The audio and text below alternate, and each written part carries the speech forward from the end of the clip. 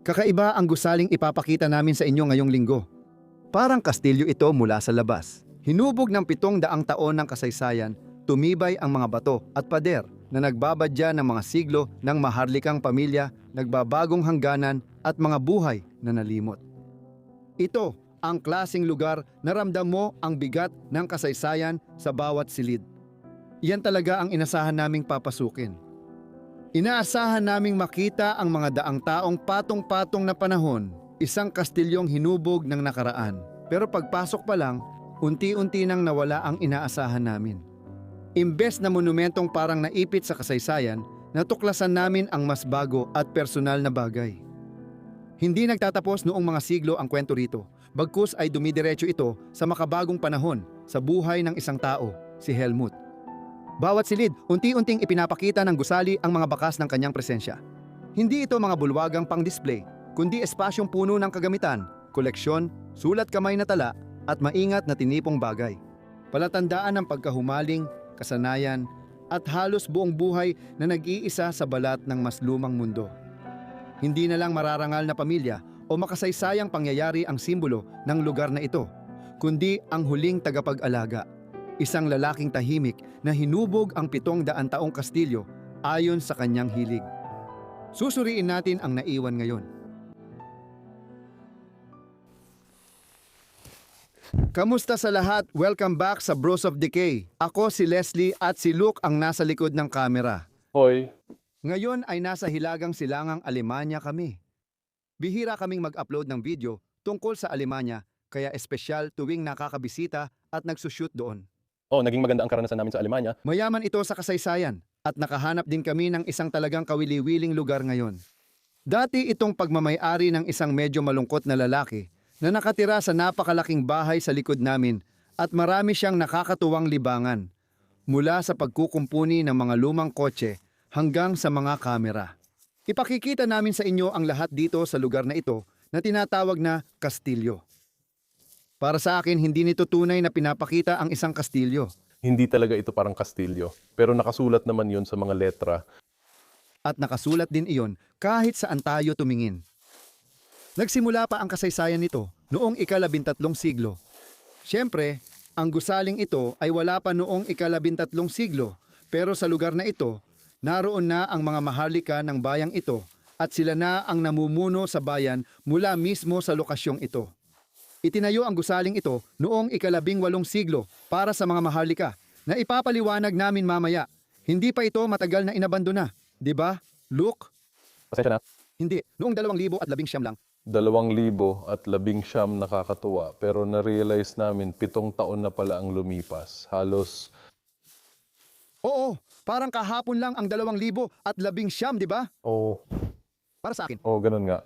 ibig kong sabihin, kapag inaalala ko at iniisip ko ang COVID, parang parang 1 taon lang ang nakalipas o mga ganun. Pero sa totoo lang, 4 na taon na pala ang nakalipas mula nun. Sige, tingnan natin kung saan mo makikita. Parang isang kakaiba. Oo nga, yung nakakatakot na mannequin. Manikin sa bintana. Sige, Jesus Gliguit! Oo! Hindi na naman nilinis ni Helmut ang lugar niya bago umalis. Papasok na ba tayo? Oo, ito ang bintana.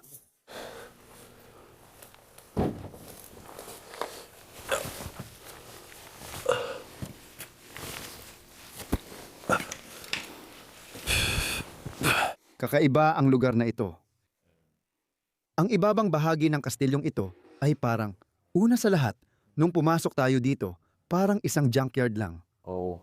Pero kapag tiningnan mo nang mas malapitan ang lahat ng mga artepakto na nandito, parang may nabubuong kwento. Ito ay kwento ng isang lalaking nagngangalang Helmut na bumili ng lugar na ito noong dekada 80 at talagang binago niya ito ayon sa lahat ng mga hilig niya sa buhay. Talagang addict siya sa mga libangan. Pangarap talaga ito ng isang lalaki sa banda. Oo. Sa ngayon, ayon sa alam natin, wala siyang naging asawa, wala rin siyang naging anak. Ang meron lang siya ay mga pantasya. Ito ang kanyang mga libangan. Oo, Mga kotse. fantasya at iba pang mga bagay. Lente ng camera. Kaya ang nakikita mo dito ay bahagi ng 1,210 Paano mo ito tinatawag? Kosmikong pantasyang perya? Tinawag ko itong pantasyang perya na inorganisa dito sa kastilyo. Makikita mo ang mga pakpak, dragon costumes, at helmet na suot ng mga tao. Maganda. Salamat, puno ng sapot ng gagamba. At pati na rin ang mga pulyetong ito na nagtuturo kung nasaan ang kastilyo. At ang 2 araw na kasiyahan na inorganisa dito sa lugar, Yeah. So, iniimbitahan ang lahat na pumunta sa Schloss. May isang libangan na matatagpuan dito sa lupa. iniiwasan ko yun. Pero ang camera, maraming material na pang-adulto dito. Daan-daang larawan nito, makikita mo. Yan ang manikin na kakakita lang natin. Oh, Talagang interesante, oo. Kaya ang lugar na ito ay itinayo noong 1754. Binabanggit natin ang 17 sa isang panig at 54 sa kabila. At diyan unang nagsimulang manirahan ang mga Maharlika dito sa mas bagong kastilyo. At oo, ganoon na yon mula noon hanggang sa 2 digmaang pandaigdig nang ito ay gawing mga paaralan o iba pang mga lugar. Pagkatapos, binili ito ni Helmut noong 1980. May isa pa kaming ipapakita sa ibaba, ang tinakpan naming kwarto. ito na yon. Ito ang main hallway ng lugar. Oh, May kaunting stained glass na bintana. Mamaya ipapakita rin namin ang kabilang side sa labas. Pero doon na rin tinapos ang video. Astig din ang itsura sa labas. sina mannequin at mannequin ang gumawa. Siya rin. Nangongolekta. Ng mga showerhead, gripo at iba pang katulad na gamit. Ano yon? Ilan ang mga hilig na ginawa niya? Piano. Mayroon ding maraming piano sa loob ng bahay na ito. Mga bahay-bahay ng manika. Wow! Pero may palatandaan ng bata. Hindi. Nakasulat dito 2,000 dyan. Hmm. Hindi ako sigurado, pero ganun din. Ipinapakita rin ng kasaysayan na ang bahay na ito ay naging paaralan noon, kaya maaaring mga guhit iyon ng mga bata noon. Isa itong car show na siya ang host. Nakakabahala talaga, silong. Pero malamang hindi naman tayo pupunta sa silong. At karamihan sa bahaging ito ng bahay sa ibaba, gaya ng nakikita mo, puro tambak lang. Lalaktawan na lang natin karamihan ito. Papunta tayo sa isang bahagi. Dito ba yon? Tingnan mo yan. Ito na. So, si Helmut ay mahilig mag-restore ng klasikong kotse kasama ang kanyang kumpanyang English Cars. Kadalasan ay Morris Garages Cars. Kasama ang kanyang kumpanya na Triple M, malamang marami na siyang na-restore at nabuo na kotse sa loob ng maraming taon. Dahil inimbitahan din siya sa maraming events sa England, sa mga car show at iba pa. At maaaring isa ito sa mga huli niyang proyekto. Nag-iisip kami. Mukha talaga siyang Beetle. Mukha talaga siyang Volkswagen Beetle, Sa tingin ko, yun ang mga nilalagay sa ibabaw ng mga gulong. mga arko ng gulong. At syempre, marami siyang mga gamit na nakakalat dito. Malaki ang posibilidad na marami pa siyang na-restore bukod dito. Sigurado. Nandito rin ang Morris Garages look. Ibig sabihin, pwede palang EG na kotse ito? Hindi ko alam kung alin, pero ginagawa niya ito mula sa simula. Ay wow! Ito yung bumagsak o hindi ko alam. Sa palagay ko, naging restoration project din ito. Malamang hindi niya matatapos ang proyektong ito kahit mabuhay pa siya ng 20 taon. Sa tingin ko, oras na para ipakita ang pinakakawili-wiling bahagi ng kastilyo. Hindi naman sa hindi ito interesante, pero tara, pumunta tayo doon. Ayoko pumunta sa basement. Gusto kong laktawan ng basement na yon. Akyatin ka na namin sa itaas. At talagang namangharing kami sa hagdang ito. Makikita mo talaga ang bahay na ito, lalo na mula sa itaas. Parang museo ang pakiramdam dito sa ilang paraan, Gusto ni Helmut na ipakita sa mga taong pumupunta dito kung ano ang mga hilig niya at isa sa mga hilig na iyon ay malinaw na mga kamera. Kita mo naman dito. Oh, lahat ng ito ay mga flash bulb. Oo. Walang mga lente o camera. Isang lumang proyektor na meron tayo dito. Siemens na proyektor. O nga, o kaya ilang mga camera. Telepono ba ito? Look. Hindi ako makapaniwala na telepono yan. Hindi yan telepono. Iba yan, ganun ba? Talaga, hindi ko alam. Hindi pa ako nakakakita ng ganitong klase ng aparato dati. Parang nakakatawang komunikasyon na aparato ito sa tingin ko. Ano nangyayari? Astig, Sige. tingnan mo itong camera. Ang ganda ng pagkakagawa nito. Ang astig talaga niyan. I-extract si Berak de Resten. Oo, may magaganda siyang mga piraso dito. Praktika FX. Malamang may ilang nanood nito na gumamit na noon ng mga yon. At meron ding isa pang display piece dito na may maraming camera. Malamang, mas marami pa noon yung mga maliit niyang camera bag kung saan niya itinabi lahat ng iyon. Baka pumunta rin siya sa car show at kumuha ng litrato ng kotse, maraming lente, sing-sing at iba pa. Ang ganda ng display case nito. Sa tingin ko dito, naglagay siya ng glass panel at sinubukan niyang ipakita ang orihinal na brickwork ng kastilyo. Sa tingin mo, ganun nga? Oh, sa tingin ko ganun nga ang nangyari. Kasi dito may pinturin dito na diretso lang sa pader na gawa sa ladrilyo Oh, na talagang kakaiba. napaka-interesante nito. Sige, oo nga. Mataas ang kisame, maganda ang chandelier. Oo, astig ito pati ang between ni David.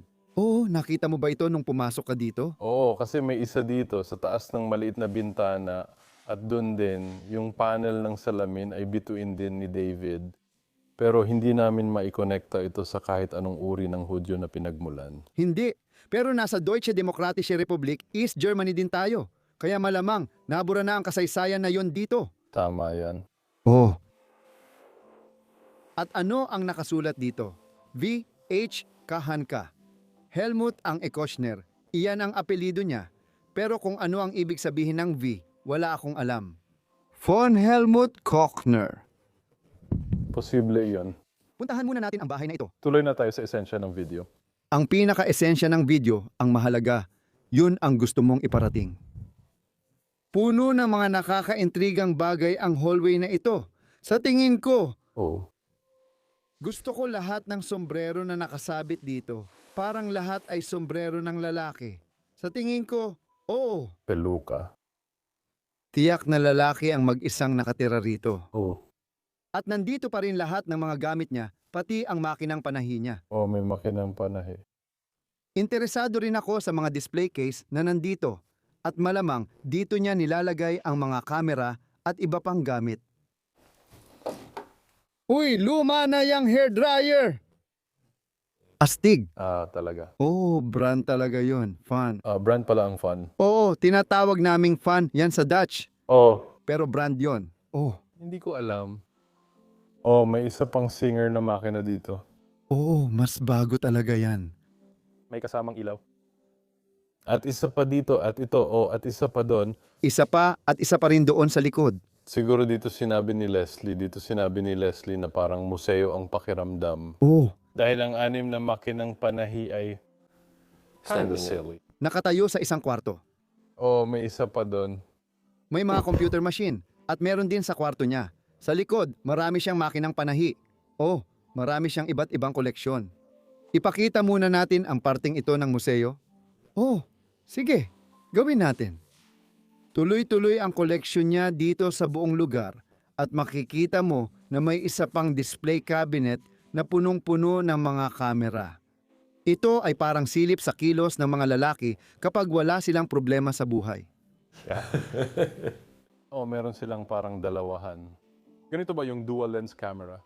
Pareho ito ng tatak na nakita natin sa hagdanan. Oo, medyo interesante. Tapos ang dami-daming lente. At This is really cool. habang nakatayo ako dito, ngayon lang ako nakakita ng ganito karaming vintage na kamera sa isang lugar. Lahat galing Dresden. Para sa mga hindi nakakaalam, Ano ba talaga ang pirasong ito dito sa itaas? extension din yata ito para sa camera lens. O macro lens o kung ano man? Wala akong alam. Wow. May mga punong bumababa rin dito. At oo nga pala, pwede mo bang silipin yan gamit ang camera? Sandali, kailangan mo ring tanggalin ang isang ilaw. Oh, Doon sa taas. pwede ba nating makita yon? Tingnan ko muna. Hindi ko alam. Sa tingin ko, pwede nating makita. Oo. Oo. Tingnan mo yung lumang kotse doon. Oo. Ang astig nun. Malamang isa yan sa mga litrato na ginawa mo gamit ang kamera sa isang car show na pinuntahan niya siguro. O baka litrato ng sarili niyang kotse o kung anuman. Nakita ko rin ito at astig din ito. Ito ay Kombikarte, Wehrmode at Schloss Museum. At tingin ko para ito sa kanyang Schloss dito, nagdaos siya ng parang museo dito. Okay? At ito ay tungkol sa fashion at Schloss. Nakita rin namin lahat ng manikin sa ibaba. Oo, totoo. Sa tingin ko siguradong nag-host siya ng maraming tao dito. Marami pa tayong mga projector, camera, lente at kung ano-ano pa na nakatayo dito. Astig talaga to sa taas. Tuktok ba yan? Oo, parang isa yan sa mga camera ng cowboy. Oo, yung may sumasabog na flash. Ang astig, ang ganda ng koleksyon. Ito ang base ng isang mesa para sa operasyon. Oo, tama ka dyan. Oo, O isang upuan. oo, upuan at lamesang pang-operasyon, mga ganon. At iyon ba ang kanyang banyo? Oo. Pero mukhang nakakadiri yon. Sa tingin ko, hindi siya naliligo. Wow, sige, gusto ko ang mga pinto. Tipikal na Aleman, tipikal na estilo ng Kastilyo. Ay, pasensya na. Hindi, ayos lang yon. Yung mga pintuan na yon. Oo, medyo kakaiba na ang pagkakapintura ngayon. Oo, pero ganito talaga ang tipikal na Aleman. Sige. Madalas namin itong makita. Marami na kaming na-film na Kastilyo sa Alemanya at lagi silang may ganitong natatanging kulay. Tahimik na nanirahan si Helmut dito ng dekada. Hinubog ang mga kwarto gamit ang personal niyang gamit na kagawian at buhay ng lalaking pinapahalagahan ang kaayusan at pag-iisa. Pagpasok sa silid kainan, iniiwan natin ang mundo ni Helmut at pumapasok sa mas lumang kabanata ng Kastilyo. 700 taon nang narito ang Kastilyo ng Helmholtz bago pa si Helmut. Tahanan ito ng maharlikang pamilya na hinubog ng tradisyon, responsibilidad at pagdiriwang. Makikita sa mga larawan sa dingding ang kanilang mga mukha. Ilang henerasyon ng lalaki at babae ang namuno sa mga lupa, nagdaos ng pista at nag-iwan ng marka sa kasaysayan ng rehiyon. Ang mga inukit na panel, ayos ng silid at palamuti ay nagkukwento ng daan-daang taon ng pagpipino at pamana. Sa pagtingin sa mga silid na ito, malinaw na bahagi lang ng mas mahabang kwento ang buhay ni Helmut. Isang personal na kabanata sa 7 siglong kasaysayan, tahimik na iningatan sa batot kahoy. Sa tingin ko, panahon na para ipakita ang pinakakapanapanabik na silid sa buong video na ito. Oo. Meron ding ilang stained glass na bintana dito sa itaas, mga tanawin mula sa Alemanya. Magagandang pinto. Mas totoo nga ang mga pintong ito. Sinasabi ni Luke. Oo, dito makikita mo ang na-oxidize. Alam mo, ang nakikita ko dito ay parang maliit na bubong ng templo o kung anuman. Oh, wow, sige. Welcome sa loob ng kwarto na mas maganda pa dati, pero marami ng pagkabulok dito sa lugar na to. Oo. Hindi masyadong inalagaan ni Helmut ang bahay, pero talagang sinubukan naman niya. Oo, nakaka-interest pa rin ang kwartong ito. Oo, lalo na itong sofa na nakatayo rito. Maganda talaga itong sofa na ito. Maganda ang sofa upholstery. Mukha itong tapestry. Sa palagay ko, maganda pa rin ang upuan. Oh, tumatanda na ang likod ko. Oo, ang astig talaga ng larawang yan. Sa tingin ko, Sa tingin ko nasa gubat dito. matapos ang ikalawang digmaang pandaigdig, naibenta ang lugar at ginamit ng Estado bilang paaralan ng ilang panahon. Nakikita kong gumagana ito bilang paaralan at kamukha ng gubat ang dinaanan natin, kaya posibleng dito ito ginawa. Magandang lungsod ng Alemanya. At pagkatapos nitong nakakatakot dito, Talakayin natin to. Walmart. masyadong maliwanag at kakaiba ang mga kulay. Masyadong pambata para maging totoo. Sa tingin ko, Parang pakiramdam ko pininturahan ito ng isang lalaking sobrang dami ng libangan. kilala ko ang isa sa mga lalaking yon, si Helmut. Pero sa tingin ko, astig pa rin naman ito. Si Helmut talaga ang gumawa nito, maliban sa display sa gitna. Talagang astig. Plato na may glaze na may pitzel ng alak sa loob. Gusto ko talaga ang mga kalan na ito. Konektado rin ito sa malaking chimenea sa itaas ng gusali na astig. At halos mukha na rin itong altar. Pwede mo bang ipakita yung plato sa likod? May plato dyan. Kadalasan may mga kakaibang bagay dyan. Ito ay kahawig ng kabayo at malamang nagaling pa ito sa simula ng lugar na ito. Ang astig talaga. Simula 1,700 at 54 tumatagal na talaga ang mga plato na yon. Interesting yung fireplace, di ba? Interesting din ang setup dito. Dalawang tumatagilid na upuan. Nasa maayos pa rin kondisyon. Kung nasa... Sinubukan namin sila.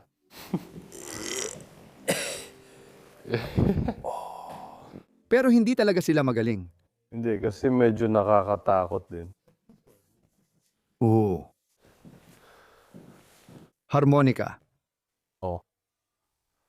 Ito nga.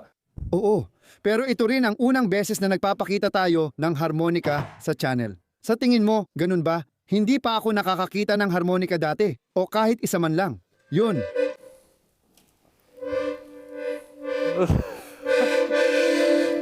Ang lakas ng tunog nila, pero ang astig talaga ng mga instrumentong to. Sigurado mahirap tugtugin. Sa tingin mo. Si Helmut din ay tumugtog ng harmonica, organ, at mga piano. May mga plauta rin siya dito. Isa siyang lalaki na maraming iba't ibang katangian. Sigurado. Nandun din ng loot. Sige, babalikan natin yan. Babalikan natin yan mamaya. At heto, nandito pa ang organ na nasa maayos pang kondisyon. Masasabi ko, kahit na may ilang anay na nagtatrabaho dito. Kamusta dyan? Tingin ko hindi na talaga ito tumutugtog. Pero hindi naman masama ang pakiramdam. Isa pang zoom na makina. Ano bang inaasahan mo? Meron ding isa pa dito sa may bintana. At isang brand na hindi pa natin nakita dati, Stundwe. Stundwe? Malamang Aleman din. Siguro, hey! Oo nga. Interesante ito. Kaya mula pa noong 1,700, 84, 1,700, at 54, itinayo na ang Schloss, na tinatawag nilang Schloss dito. At ito ang balangkas ng gusali, gaya ng nakita mo sa mga drone shots. At sinasabi rin dito na ang dalawang babaeng ito ay mga maharlikang babae na nanirahan noon sa kastilyo. At si Sofia, isa pang babae. Napaka-interesante. Ibig kong sabihin, kailangan mo ng maraming lakas ng loob para Bakit mo ayusin ang ganitong lugar? hindi ito marirenovate. Hindi. Hindi masyadong matrabaho ito. Kailangan mo ng lalaking tulad ni Helmut na handang bumili ng ganitong lugar kahit nasa gitna ng kawalan. Tingnan mo, ang lute ay parang gitara noong panahon ng medieval, tama ba? Hindi ito siguradong isang piraso mula sa panahon ng medieval, hindi. Pero ang lute ay parang ginagamit ng isang bard nung panahon ng medieval. Nasa tavern siya at tumutugtog. Hindi sila tutugtog ng flamenco or electric guitar. Pero tutugtugin nila ang isang bagay na ganito. Medyo kakaiba rin ang kisame dito, parang kusina ang itsura.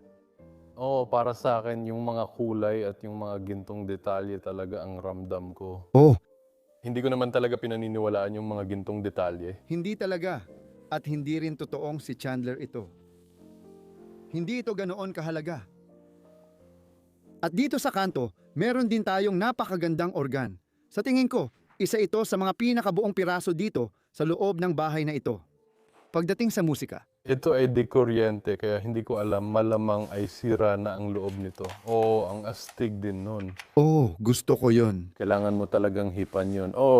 Yes, there's also, may mouthpiece din doon. Tapos tutugtugin mo siya ng ganito. Sige, ang daming kakaibang mga kaganapan sa mundong ito. At pagkatapos, isang malaking tumpok ng kalat sa pagitan ng mga panipi. Oh, May ilang kagiliw-giliw na piraso. Una, ang mang-aawit na si Zoom Machine. Oo, pero nagsimula kaming maghukay at maghanap dito. Iniisip namin na maaaring ito ay larawan ni Helmut. Pero hindi kami sigurado dito dahil mukhang bago pa ito. At ito ay mula sa isang uri ng bokasyon na nangyari sa Thailand o kung saan man, mukhang Thailand ito. Base sa mga letra at lahat, pero nakakatuwa rin talaga itong isang ito. Ito ay isang liha mula sa Triple M Garage at Biolyu Events na iniimbitahan sila sa isang taunang car event noong 2000 at 17 taon pa lang ang nakakalipas. May nakalaang pwesto para sa kotse ni Helmut. Patunay na regular siyang dumadalo sa taunang event sa England. oh, sinasabi doon na kung gusto mo pa rin yung parehong pwesto gaya ng 2018 eh bla bla bla. Isang lalaking mahilig sa kotse na laging naglalakbay para dumalo sa mga event, kumuha ng litrato at madalas dinadala ang sarili niyang mga kotse. Astig talaga. Oh, Ano pa ang meron tayo? Dito ba? para ipakita ang isang lumang larawan. Isa sa ilang larawan na meron tayo dito sa lugar na ito. Oo, nakahiga lang ako dito. Gustong gusto ko ito. Oo nga. Sa tingin ko si Helmut ang nasa gitna ng mga cactus. Saan siya papunta noon? Anong ginagawa niya roon?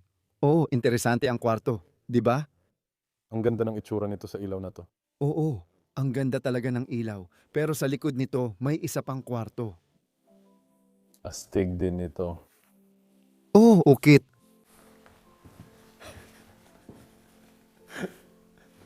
Tingnan mo ang mga ilaw na ito kasama ka. Oh, Nakita ko ang mga ito. bakit? Ang tanging tanong ay, bakit mo ilalagay ang mga pangit na switch ng ilaw sa lugar na ito? Dahil ba ang masasamang gumagawa ang nagmanufacture niyan? Sige, pumasok ka dito kasi si Helmut, bukod sa dami niyang libangan, ay isang sobrang edukadong tao at libu-libong libro ang meron siya dito sa loob.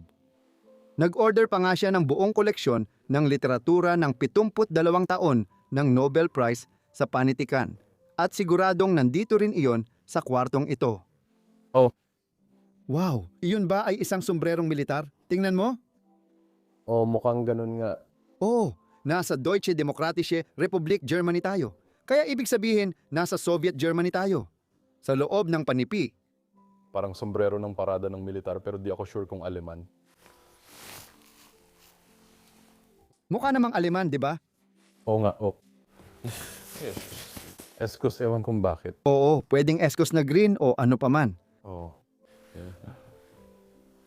12 ng mga libro ang nakatayo rin dito. Hindi ko maisip na kahit malapit man lang akong makabasa ng ganito karami. Ah, tama. Narito ang ilang mga larawan. Ito si Helmut sa bukid, nung bata pa siya. Mukhang maayos siya, nakaayos ang kanyang pananamit. Oo, niyebe dito kasi medyo mataas kami sa hilagang silangang Alemanya. Mahal ko ang dalawang ito. Oo, ang astig talaga ng mga ito. Kaya dapat mo silang tingnan sa ganitong paraan.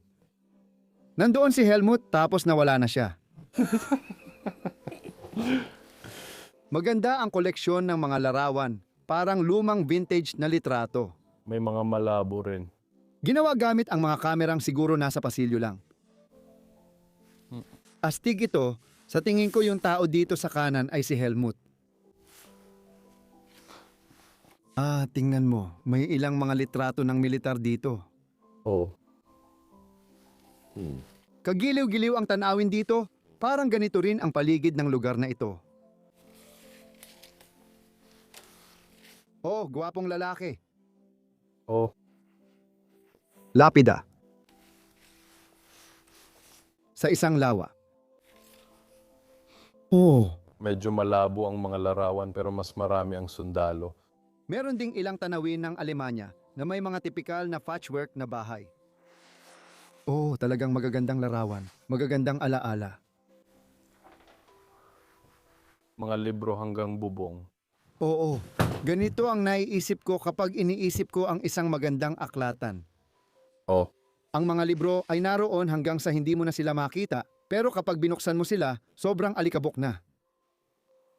Nagsisimula ng magmukhang medyo Nordic kapag pumunta ka sa bahaging ito ng Germany dahil sa mga fireplace na ito, yung mga glazed na estilo ng fireplace. Nakikita ko ang marami nito sa Denmark, Sweden, Norway, pero pati na rin sa silangang bahagi ng Germany at sa pinakataas na bahagi ng hilaga ng Germany. At ito yon. Oo, maginhawa, pero maisip mo, sandali, bakit mo gagawin yun sa aklatan? May pampainit ba kayo dito? Pero pagliko mo sa kanto, dito, may kama dito nun. Totoo bang sa library lang natutulog si Helmut? Kumakain, natutulog, nag-aayos ng kotse, nagbabasa, tapos inuulit kinabukasan? Yeah. Malamang, ganyan talaga ang buhay ng taong ito. Oo. At pagkatapos ay mga libro ulit hanggang sa bubong. Sige, malamang gusto niya talagang gawin ito. Pare, gusto mo bang mag-book? Ng motorsports? Siyempre, Siyempre. Tiyakin mong huwag kang mamatay dito. Ayos ba? At sa tingin ko, ito ang kanyang opisina. ay putik yung mga ganong klase ng telepono. Wow! Touchscreen phone pa nga ito. Oo nga, Isa ito sa mga nauna. tapos may ilang mapa, di ba? Oo, parang tinitingnan niya yung mapa ng bayan at lahat ng ari-arian niya. Kailangan ko itong i-blur. Sa tingin ko, Oo. ay hindi, iba pala ito. Ito pala ay sa bahay niya. Masaya akong makarinig mula sa kahit sino. Nag-oorganisa siya ng motor show dito sa Setyembre Siyam, ang ika-40 International Motor Show. Sigurado akong hindi dito ito. Ibig kong sabihin, Nandito ito. hindi ang nasa itaas. Hindi ang larawan sa itaas, pero ito ang pangalan ng kastilyo. Sige, sige.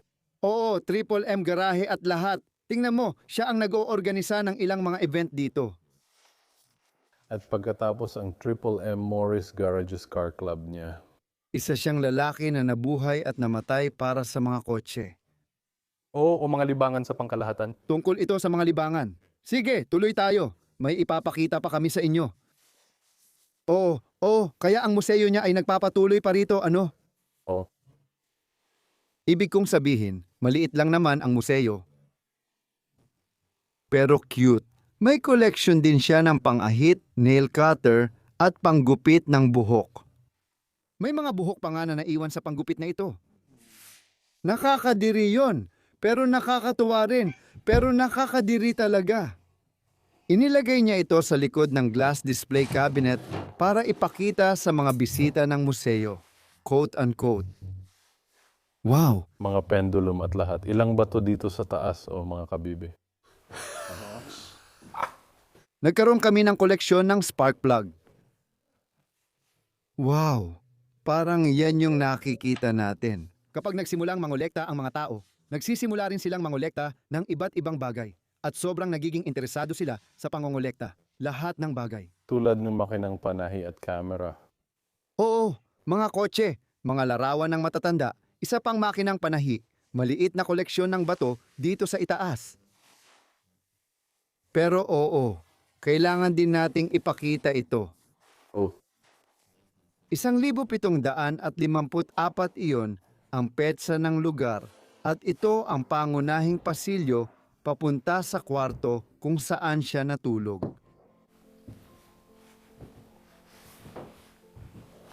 Kwarto ito ni Ginoong Helmut. nabanggit ba naming Briton siya? Oo, pero hindi kami sigurado doon. Hindi, baka tagahanga lang talaga siya ng Morris Garages. Oo, marami siyang British na libro at madalas magsulat o magsalita ng British English. May kaibigan din siyang Steve. At nagsusulat sila sa Ingles? Oo, pero sa tingin ko, Aliman talaga siya. Pero ang pangalan na ganon, Oo, si Helmut ay isa ring napaka-Aleman na pangalan. tama, hindi ko alam kung ano. Isa pa yan sa mga koleksyon niya. Oo, isang napakakaraniwang silid-tulugan, masasabi ko. Bagay-bagay ang mga kasangkapan, ayos pa ang kama, pati lahat ng uniforme. Loading. Tingnan natin kung paano siya nagbihis.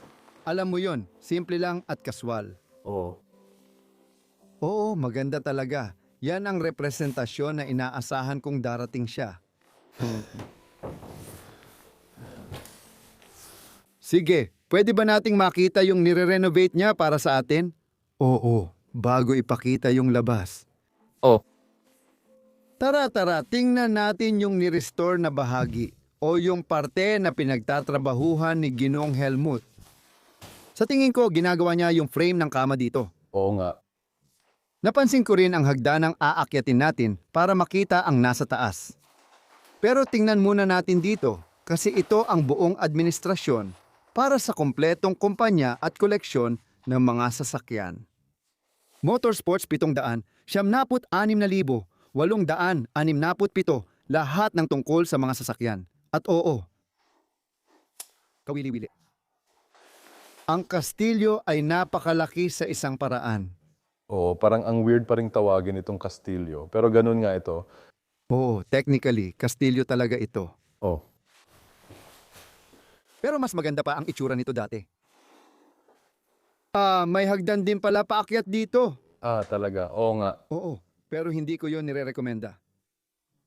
Tulad ng nakikita mo, dati lahat ito ay mga apartment, parang mga lugar na tinutulugan, bahagi ng paaralan. Ibig kong sabihin, kaunti na lang ang natira ngayon, pero makikita mo pa rin ang lumang fireplace at mga taong tumira dito noon. Yeah. Oh, interesante ang kwartong ito. Tingnan mo Sa posibleng construction doon. na may bintanang salamin. Ano ang silid na ito sa itaas? Sa bandang ito, walk-in dresser ito. Oh, Napakakaiba ng pagkakagawa nito. Pero sa tingin ko, dapat tayong umakyat sa itaas para makita pa ang iba pang bahagi ng koleksyon niya. interesado talaga ako sa sinabi mo sa akin. Sumilip na ako ng kaunti dito sa itaas, pero punong-puno talaga ito ng mga gamit. Malaki rin talaga ang attic na ito. Talagang malaki ito. Kaya una sa lahat, tingnan mo ang koleksyon niya ng mga lampara. Oh, 12 ng mga lampara ang nakasabit dito. Nangolekta rin siya ng lampara tulad ng nakikita mo. lumang kagamitan sa computer at fotografiya. Para sa akin, gamit iyon sa fotografiya. Hindi ba ito yung nilalagyan mo ng dyaryo at May salamin sa likod dito na nagre-reflect, pero may photo collage din dito na may mga bagong litrato. Oo nga, sige. Hindi ko alam kung saan kinunan yun eh. Pwede dito sa kastilyo. pwede rin mahirap sabihin? Gusto pa ba nating pumunta sa attic na to? Hindi ko alam kung may makikita ka pang iba dito sa taas kaysa sa nakikita natin mula rito. Oh, Ito ay isang napakalaking attic na espasyo. napuno ng mga gamit mula kay Henry, mula kay Helmut, oo. Maraming magasin tungkol sa kotse. Hindi. May hagdang umaabot sa itaas. Teka, sige. Mag-adventure tayo ng kaunti dito sa itaas.